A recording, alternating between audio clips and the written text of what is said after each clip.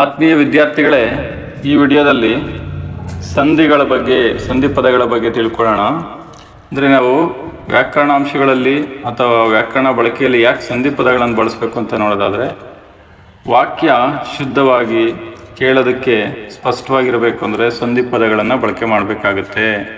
ಅಂದರೆ ನಾವು ಸಾಮಾನ್ಯವಾಗಿ ಮಾತಾಡೋ ರೀತಿ ಹೆಂಗಿರುತ್ತೆ, ಒಂದು ಜಾತ್ರೆ ಬಗ್ಗೆ ಹೇಳೋದಾದರೆ ಒಂದು ವಾಕ್ಯ, ನಮ್ಮೂರಿನ ಜಾತ್ರೆಯಲ್ಲಿ ಸಡಗರವಿರುತ್ತದೆ, ಈ ರೀತಿ ಹೇಳ್ತಾ ಹೋದರೆ ಕೇಳೋದಕ್ಕೆ ಸರಿಯಾದ ರೀತಿ ಇರುತ್ತೆ. ಅದನ್ನೇ ನಾವು ಬಿಡಿಸಿ ನಮ್ಮ ಊರಿನ ಜಾತ್ರೆ ಅಲ್ಲಿ ಸಡಗರ ಇರುತ್ತದೆ, ಈ ಥರ ಹೇಳೋದಾದರೆ ಅಷ್ಟು ವಾಕ್ಯ ಸಂಪೂರ್ಣತೆ ಕಂಡುಬರಲ್ಲ. ಹಂಗಾಗಿ ಇದರಲ್ಲೆಲ್ಲ ನಮಗೆ ಸಂಧಿ ಪದಗಳಲ್ಲಿ ಇವಾಗ ನಮ್ಮೂರಿನ ಅನ್ನೋ ಪದವನ್ನೇ ಬಿಡಿಸಿ ನೋಡಿದ್ರೆ ನಮ್ಮ ಪ್ಲಸ್ ಊರಿನ, ಈ ಥರ ಒಂದು ಪದ ನೋಡಿದಾಗ ಅದರಲ್ಲಿ ಏನು ಬಿಡಿಸಿದಾಗ ಹೆಚ್ಚಿನ ಕಾಲ ಬೇಕು, ಹೆಚ್ಚಿನ ಸ್ಥಳ ಬೇಕು, ಹೆಚ್ಚಿನ ಶ್ರಮ ಬೇಕು. ಹಂಗಾಗಿ ಸಂಧಿ ಡೆಫಿನೇಷನ್ ಅಂದ್ರೆ ಇಷ್ಟೇ. ಆ ಎರಡು ಅಕ್ಷರಗಳು ಯಾವುದು? ಪೂರ್ವ ಪದದ ಕೊನೆಯಲ್ಲಿ ಉತ್ತರ ಪದದ ಆರಂಭದಲ್ಲಿರೋ ಅಕ್ಷರ. ಆ ಥರ ಎರಡು ಅಕ್ಷರಗಳು ಸ್ಥಳ, ಕಾಲ ಮತ್ತು ಶ್ರಮದ ವಿಳಂಬ ಇಲ್ಲದೆ ಅಂದರೆ ತಡೆ ಇಲ್ಲದೆ, ಅದು ಕೂಡಬೇಕಾದ್ರೆ ತಡೆ ಇರಬಾರ್ದು, ಅರ್ಥಕ್ಕನುಸಾರವಾಗಿ ಸೇರಬೇಕು. ಅರ್ಥಕ್ಕನುಸಾರವಾಗಿ ಅಂದರೂ ಒಂದೇ, ಅರ್ಥಪೂರ್ಣವಾಗಿ, ಅರ್ಥ ಕೆಡದಂತೆ ಎಲ್ಲ ಒಂದೇ. ಈ ರೀತಿ ಸೇರಿದ್ರೆ ಅದನ್ನು ಸಂಧಿ ಅಂತ ಕರಿತೀವಿ. ಈ ಸಂಧಿ ಪದಗಳನ್ನು ಅಕ್ಷರಕ್ಕೆ ಅನುಸಾರವಾಗಿ ಎರಡು ಭಾಗ ಮಾಡಿದ್ದೀವಿ. ಎರಡು ಭಾಗ ಅಕ್ಷರಕ್ಕನುಸಾರವಾಗಿ. ಯಾವ ರೀತಿ? ಒಂದು ಸ್ವರ ಸಂಧಿ, ಇನ್ನೊಂದು ವ್ಯಂಜನ ಸಂಧಿ. ಸ್ವರದ ಮುಂದೆ ಸ್ವರ ಬಂದರೆ ಅದು ಸ್ವರ ಸಂಧಿ. ಅಲ್ಲಿ ಒಂದು ಎಕ್ಸಾಂಪಲ್ ಕೂಡ ಇದೆ ನೋಡಿ, ಶಾಲೆ ಪ್ಲಸ್ ಅನ್ನೋ ಶಾಲೆಯನ್ನು ಸ್ವರದ ಮುಂದೆ ಸ್ವರ ಬಂದಿದೆ. ಆ ಥರ ಇದೇ ಥರ ವ್ಯಂಜನ ಸಂಧಿ ಅಂದರೆ ಸ್ವರದ ಮುಂದೆ ವ್ಯಂಜನ ಅಥವಾ ವ್ಯಂಜನದ ಮುಂದೆ ವ್ಯಂಜನವೇ ಬಂದರೆ ಅದನ್ನು ಏನು ವ್ಯಂಜನ ಸಂಧಿ. ಉದಾಹರಣೆ ಇದೆ, ಕಣ್ ಪ್ಲಸ್ ಧ್ವನಿ, ಈ ಥರ. ಇನ್ನು ಇದು ಸ್ವರಕ್ಕೆ ಸಂಬಂಧಪಟ್ಟಿದ್ದು ಅಥವಾ ಅಕ್ಷರಕ್ಕೆ ಸಂಬಂಧಪಟ್ಟಿದ್ದಾಯಿತು. ಆದರೆ ಭಾಷೆಗೆ ಅನುಸಾರವಾಗಿ, ಭಾಷೆಗೆ ಸಂಬಂಧಪಟ್ಟಂತೆ ಎರಡು ಭಾಗ ಇದೆ. ಅದು ನಮಗೆ ಎಕ್ಸಾಮಿಗೆ ಮುಖ್ಯವಾಗಿ ಬೇಕಾಗುವಂಥದ್ದು. ಕನ್ನಡ ಸಂಧಿ ಅಂತ ಒಂದು, ಸಂಸ್ಕೃತ ಸಂಧಿ ಅಂತ ಒಂದು, ಎರಡನೇದು. ಅದರಲ್ಲಿ ಕನ್ನಡ ಸಂಧಿಗಳಂದರೆ ಎರಡು ಕನ್ನಡ ಪದಗಳಲ್ಲಿನ ಅಕ್ಷರ ಸೇರಿದ್ರೆ ಅದನ್ನು ಕನ್ನಡ ಸಂಧಿ. ಶುದ್ಧ ಕನ್ನಡ ಪದಗಳು ನಮಗೆ ತಿಳಿದಿರ್ತೀವಿ ನಾವು, ನಮ್ಮ ದೇಹದ ಭಾಗಗಳು, ಸಂಖ್ಯಾವಾಚಕಗಳು, ಈ ರೀತಿ ಪದಗಳೆಲ್ಲ ನೋಡ್ತೀವಿ ಕನ್ನಡ ಪದಗಳು. ಅಂಥ ಪದಗಳನ್ನು ನಾವು ಕೂಡಿಸಿದಾಗ ಕನ್ನಡ ಸಂಧಿ ಅಂತೀವಿ. ಎಕ್ಸಾಮಲ್ಲಿ ಈ ರೀತಿ ಎಲ್ಲ ಕೇಳಲ್ಲ. ಆದರೆ ಅದರಲ್ಲಿ ಯಾವುದೋ ಒಂದು ಸೂರ್ಯೋದಯ ಅಂತ ಪದ ಕೊಟ್ಬಿಟ್ಟು, ಸಹೋದರ ಈ ಥರ ಪದ ಕೊಟ್ಟು, ದೀಪೋತ್ಸವ, ಅದು ಯಾವ ಸಂಧಿ ಬಿಡಿಸೋದು, ಈ ರೀತಿ ಎಲ್ಲ ಗೊತ್ತಾಗಬೇಕಾಗತ್ತೆ. ಮೊದಲನೇದಾಗಿ ಲೋಪಸಂಧಿ. ಕನ್ನಡ ಸಂಧಿಗಳಲ್ಲಿ ಇನ್ನೂ ಹೆಚ್ಚಿನದಾಗಿ ನೋಡೋದಾದರೆ ಎರಡು ಸ್ವರ ಸಂಧಿಗಳು, ಒಂದು ವ್ಯಂಜನ ಸಂಧಿ. ಅದರಲ್ಲಿ ಸ್ವರ ಸಂಧಿ ಲೋಪಸಂಧಿ. ಲೋಪಸಂಧಿ ಅಂದರೆ ತುಂಬ ಸರಳವಾಗಿ ಸುಲಭವಾಗಿ ತಿಳ್ಕೊಬೋದು. ಪೂರ್ವ ಪದ ಅಂದರೆ ಗೊತ್ತಿದೆ ನಮಗೆ, ಪದವನ್ನು ಬಿಡಿಸಿದಾಗ ಪ್ಲಸ್ಸಿಂದ ಹಿಂದೆ ಇರೋದನ್ನ ಪೂರ್ವ ಪದ ಅಂತೀವಿ. ಯಾಕೆ ಹಿಂದೆ ಅಂದರೆ ಪೂರ್ವಜರು ಹಿಂಗೆಲ್ಲ ಕರಿತೀವಿ, ಹಿಂದಿನವ್ರನ್ನ ಪೂರ್ವಜರು, ಈ ರೀತಿ. ಅದೇ ಥರ ಇದನ್ನ ಪೂರ್ವ ಪದ ಅಂತೀವಿ, ಹಿಂದಿನ ಪದವನ್ನು. ಇನ್ನು ಮುಂದಿನ ಪದ ಪೂರ್ವ ಆದಮೇಲೆ ಪಶ್ಚಿಮ ಬರಬೇಕಲ್ಲ, ಆ ಥರ ಅಂತಲ್ಲ, ಎಲ್ಲದಕ್ಕೂ ಅರ್ಥ ಇರುತ್ತೆ. ಸುಮ್ಮನೆ ಅದಕ್ಕೆ ಶೀರ್ಷಿಕೆ ಟೈಟ್ಲನ್ನು ಕೊಡಲ್ಲ, ಪೂರ್ವ ಪದ ಉತ್ತರ ಪದ ಅಂತ. ಪ್ಲಸ್ಸಿಂದ ಮುಂದೆ ಇರೋದು ಏನು? ಉತ್ತರಾಧಿಕಾರಿ ಅಂತಂದೆಲ್ಲ ಹೇಳ್ತಿರ್ತೀವಿ. ಯಾರಾದರೂ ಅಧಿಕಾರಿ, ಮುಂದಿನ ಅಧಿಕಾರಿ ಬಂದಾಗ ಉತ್ತರಾಧಿಕಾರಿ, ಈ ಥರ. ಹಂಗಾಗಿ ಇಲ್ಲಿ ಪ್ಲಸ್ಸಿಂದ ಮುಂದೆ ಇರೋದು ಉತ್ತರ ಪದ. ಇಲ್ಲಿ ನಾವು ಲೋಪಸಂಧಿಯಲ್ಲಿ ಅಂತ ಪೂರ್ವ ಪದದ ಕೊನೆಯಲ್ಲಿ 4 ಸ್ವರಾಕ್ಷರಗಳು ಬಿಟ್ಟು ಹೋಗ್ತವೆ. ಯಾವುದು? ಪೂರ್ವ ಪದದ ಕೊನೆಯಲ್ಲಿ ಆ ಇ ಉ ಎ ಬಿಟ್ಟೋದ್ರೆ ಸಾಕು. ಪೂರ್ವ ಪದದ ಕೊನೆಯಲ್ಲಿ ಆ ಇ ಉ ಎ ಬಿಟ್ಟೋದ್ರೆ ಅದನ್ನು ನಾವು ಲೋಪಸಂಧಿ ಅಂತ ಈಸಿಯಾಗಿ ತಿಳ್ಕೊಬೋದು. ಅದಕ್ಕೆ ಬೇಕಾದ ಇನ್ನೂ ಹೆಚ್ಚಿನ ಉದಾಹರಣೆಗಳು ನೋಡೋದಾದರೆ, ಅವನ ಪ್ಲಸ್ ಊರು. ಇಲ್ಲಿ ಆರ್ಡರಲ್ಲಿದೆ ನೋಡಿ, ಪ್ಲಸ್ ಮೊದಲು ಆ ಬಿಟ್ಟು ಹೋಗೋದು, ಆಮೇಲೆ ಈ ಬಿಟ್ಟು ಹೋಗೋದು, ಹೂ ಬಿಟ್ಟು ಹೋಗೋದು, ಎ ಬಿಟ್ಟು ಹೋಗೋದು, ಯಾವ ಥರ ಬೇಕಾದ್ರೂ ಬರಿಬೋದು. ನಾನು ಆರ್ಡ್ರಲ್ಲಿ ರೆಡಿ ಮಾಡಿರೋಂಥದ್ದು. ಇನ್ನು ಈಸಿಯಾಗಿ ಲೋಪಸಂಧಿ ಯಾರಾದರೂ ಸಡನ್ನಾಗಿ ಕೇಳಿದ್ರ ಲೋಪಸಂಧಿಗೆ ಒಂದು ಎಕ್ಸಾಂಪಲ್ ಹೇಳಂದ್ರೆ ಯಾರು ಬೇಕಾದರೂ ಹೇಳ್ಬೋದು. ಗೊತ್ತಿಲ್ಲ ಅಂದರೆ ಆಗೋಯ್ತು, ಅದನ್ನೇ ಬಿಡಿಸಿ ಹೇಳಿದ್ರೆ ಗೊತ್ತು ಪ್ಲಸ್ ಇಲ್ಲ ಅಂತಂದೇಳಿ. ಈಗ ಆರ್ಡರಲ್ಲಿ ನೋಡೋದಾದರೆ ಆ ಬಿಟ್ಟು ಹೋಗಂಥದ್ದು ಅವನ ಪ್ಲಸ್ ಊರು ಅವನೂರು, ನಮ್ಮ ಪ್ಲಸ್ ಊರು ನಮ್ಮೂರು. ಅದೇ ರೀತಿ ಈ ಬಿಟ್ಟು ಹೋಗೋದು ಅಲ್ಲಿ ಪ್ಲಸ್ ಒಂದು ಅಲ್ಲೊಂದು, ಇಲ್ಲಿ ಪ್ಲಸ್ ಒಬ್ಬ ಇಲ್ಲೊಬ್ಬ, ಈ ಥರ ಗೊತ್ತು ಪ್ಲಸ್ ಇಲ್ಲ ಗೊತ್ತಿಲ್ಲ ಹೂ ಬಿಟ್ಟು ಹೋಗುತ್ತೆ. ಏ ಬಿಟ್ಟು ಹೋಗೋದು ಬೇರೆ ಪ್ಲಸ್ ಒಬ್ಬ ಬೇರೊಬ್ಬ.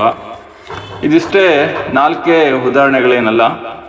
ಇನ್ನು ಮುಂದಿನ ವಿಡಿಯೋದಲ್ಲಿ ಅಥವಾ ಈ ವಿಡಿಯೋದ ಕೊನೆ ಭಾಗದಲ್ಲಿ ನಿಮಗೆ ನಾನೇ ಬರೆಸಿರೋಂಥ ಹೆಚ್ಚಿನ ಉದಾಹರಣೆಗಳು, ಒಳ್ಳೊಳ್ಳೆ ಪರೀಕ್ಷೆಗೆ ಕೇಳುವಂಥ ಪದಗಳು, ಅವು ವಿದ್ಯಾರ್ಥಿಗಳಿಗೆ ಬರೆಸಿರೋಂಥದ್ದನ್ನೇ ವಿದ್ಯಾರ್ಥಿ ಒಂದು ಅದ್ಭುತವಾಗಿ ತುಂಬ ಮುತ್ತಿನಂತೆ ಪೋಣಿಸ್ತಾ ರೀತಿ ಹ್ಯಾಂಡ್ ರೈಟಿಂಗ್ ಇದೆ, ಅಕ್ಷರ ಬರವಣಿಗೆ ಇದೆ.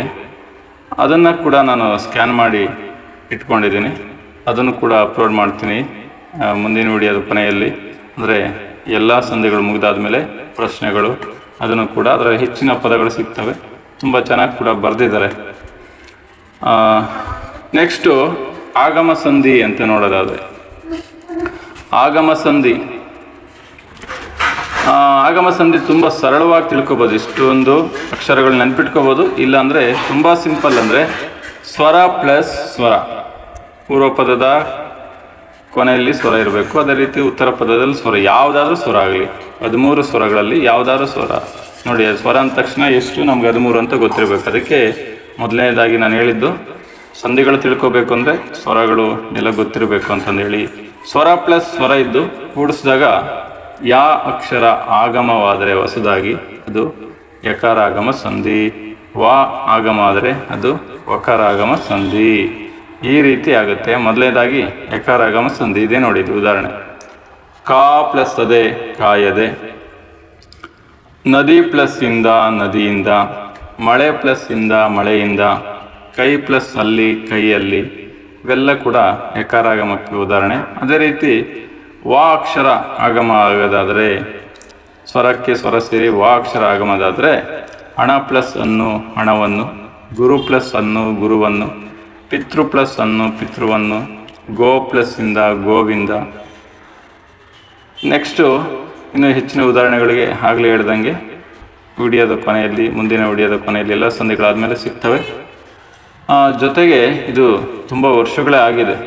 ಸ್ಮಾರ್ಟ್ ಅಕಾಡೆಮಿಯಲ್ಲಿ ಕೋಚಿಂಗ್ ಸೆಂಟ್ರಲ್ಲಿ ಅವತ್ತಿನಿಂದ ತುಂಬ ವರ್ಷಗಳಿಂದ ನಾನು ಇವತ್ತಿನವರೆಗೂ ಅಲ್ಲಿ ಟೀಚ್ ಮಾಡ್ತಾ ಇದ್ದೀನಿ, ಹೇಳ್ಕೊಡ್ತಾ ಇದ್ದೀನಿ. ನಾನೇ ಸ್ವತಃ ಗೈಡ್ ಕೂಡ ಬರೆದಿದ್ದೆ. ಅದೇ ಥರ ಅಲ್ಲೂ ಕೂಡ ರೆಡಿ ಮಾಡಿರೋಂಥದ್ದು. ಇನ್ನು ಆದೇಶ ಸಂಧಿ ಬಗ್ಗೆ ನೋಡೋದಾದರೆ ಇದು ವ್ಯಂಜನ ಸಂಧಿ. ಉತ್ತರ ಪದದ ಆರಂಭದಲ್ಲಿ ಏನಿರಬೇಕು? ಕಾತಾಪಗಳು, ಕ ಥ ಪ, ಆ ರೀತಿ ವ್ಯಂಜನಾಕ್ಷರಗಳಿದ್ದು ಕೂಡಿಸಿದಾಗ ಘ ಧ ಬಗಳು ಬರಬೇಕು. ಏನು ಆದೇಶವಾಗಿ ಬರಬೇಕು. ಯಾವ ರೀತಿ? ಕ ಅಕ್ಷರಕ್ಕೆ ಗ, ತ ಅಕ್ಷರಕ್ಕೆ ದ, ಪ ಅಕ್ಷರಕ್ಕೆ ಬ. ಈ ರೀತಿ ಆದೇಶವಾಗಿ ಬಂದರೆ ಅವನ್ನು ನಾವು ಆದೇಶ ಸಂಧಿ ಅಂತೀವಿ. ಎಕ್ಸಾಂಪಲ್ ನೋಡೋದಾದರೆ ಚಳಿ ಪ್ಲಸ್ ಕಾಲ ಚಳಿಗಾಲ, ಬೆಟ್ಟ ಪ್ಲಸ್ ತಾವರೆ ಬೆಟ್ಟದಾವರೆ, ಕಣ್ ಪ್ಲಸ್ ಪನಿ ಕಂಬನಿ, ಹೂ ಪ್ಲಸ್ ಬುಟ್ಟಿ ಹೂ ಬುಟ್ಟಿ. ಈ ಥರದ್ದು ಎಕ್ಸಾಂಪಲ್ಲು. ಇದ್ರ ಜೊತೆಗೆ ಇನ್ನೊಂದು ಸೂತ್ರ ಇದೆ ಇದರಲ್ಲಿ ಆದೇಶ ಸಂಧಿಗೆ. ಕೆಲವೊಂದು ಸರಿ ಕೇಳ್ತಾ ಇರ್ತಾರೆ, ಪ ಬ ಮಗಳಿಗೆ ವಾ ಅಕ್ಷರ ಬರೋಂಥದ್ದು. ಪ ಬಂದರೂ ಕೂಡ ಉತ್ತರ ಪದದಲ್ಲಿ ಕೂಡಿಸಿದಾಗ ವಾ ಬರುತ್ತೆ. ಏನು? ಪ ಇರೋದು, ಅದೇ ರೀತಿ ಬಾ ಇರೋದು, ಮತ್ತು ಮಾ ಇರೋದು. ಮೆಲ್ ಪ್ಲಸ್ ಮಾತು ಮೆಲ್ವಾತು ಅಂತಂದು ಹೇಳ್ತೀವಿ. ವಾ ಆಗಿ ಆದೇಶವು ಆಗುತ್ತೆ. ಅದೇ ರೀತಿ ಕಡು ಪ್ಲಸ್ ಬೆಳ್ಪು ಕಡು ಬೆಳ್ಪು. ಈ ಥರ ಬದಲಾವಣೆ ಆಗುತ್ತೆ. ಇವೆಲ್ಲ ಕೂಡ ಕೊನೆಯಲ್ಲಿ ನೀವು ಇಂಥ ಹೆಚ್ಚಿನ ಪದಗಳನ್ನು ನೋಡ್ಬೋದು. ಇಷ್ಟು ಸಂಧಿಗಳ ಬಗ್ಗೆ ಈ ವಿಡಿಯೋದಲ್ಲಿ ಇರಲಿ. ಇನ್ನು ಮುಂದಿನ ಯಾವುದು ಕನ್ನಡ ಸಂಧಿಗಳಾಯಿತು, ಮುಂದೆ ಯಾವ ಸಂಧಿಗಳು ನೋಡ್ಬೇಕು ನಾವು? ಸಂಸ್ಕೃತ ಸಂಧಿಗಳು ಅಂತ. ಸಂಸ್ಕೃತ ಸಂಧಿಗಳು ಮತ್ತು ಅದರ ಬಗ್ಗೆ ಉದಾಹರಣೆಗಳು, ಜೊತೆಗೆ ನನ್ನ ವಿದ್ಯಾರ್ಥಿನಿ ಅಥವಾ ವಿದ್ಯಾರ್ಥಿ ತುಂಬ ನೀಟಾಗಿ ಬರೆದಿರೋಂಥ ಹೆಚ್ಚಿನ ಪದಗಳು ಇದೆಲ್ಲ ಕೂಡ ಮುಂದಿನ ವಿಡಿಯೋದಲ್ಲಿ ನೋಡೋಣ. ಇದೇ ರೀತಿ ಬೇರೆ ವ್ಯಾಕರಣಾಂಶಗಳು ಕೂಡ ತುಂಬ ಚೆನ್ನಾಗಿ ತಿಳಿಸಿದ್ದೀನಿ. ತತ್ಸಮ ತದ್ಭವ, ಕ್ರಿಯಾಪದ, ಧಾತು, ಸಮಾಸಗಳು ಎಲ್ಲ ಕೂಡ ಹೆಚ್ಚಿನ ಸಮಯ ಕೊಟ್ಟು ಆ ಪದಗಳನ್ನು ಎಲ್ಲ ಟೈಪ್ ಮಾಡಿ ರೆಡಿ ಮಾಡಿ ಫಾಂಟ್ ಕಲರ್ ಎಲ್ಲ ಕೊಟ್ಟು ತುಂಬ ಚೆನ್ನಾಗಿ ಮಕ್ಕಳಿಗೆ ಹೆಲ್ಪ್ ಆಗೋ ರೀತಿ ಇದೆ. ಆ ವಿಡಿಯೋಗಳನ್ನು ಕೂಡ ನೋಡಿ. ಏನಾದರೂ ಡೌಟ್ ಇದ್ದರೆ ಕಾಮೆಂಟ್ ಸೆಕ್ಷನಲ್ಲಿ ಮೆನ್ಷನ್ ಮಾಡಿ. ಇಷ್ಟ ಆದರೆ ಸಬ್ಸ್ಕ್ರೈಬ್ ಮಾಡಿ, ಲೈಕ್ ಮಾಡಿ, ಬೇರೆಯವ್ರಿಗೆ ಶೇರ್ ಮಾಡಿ. ಧನ್ಯವಾದಗಳು.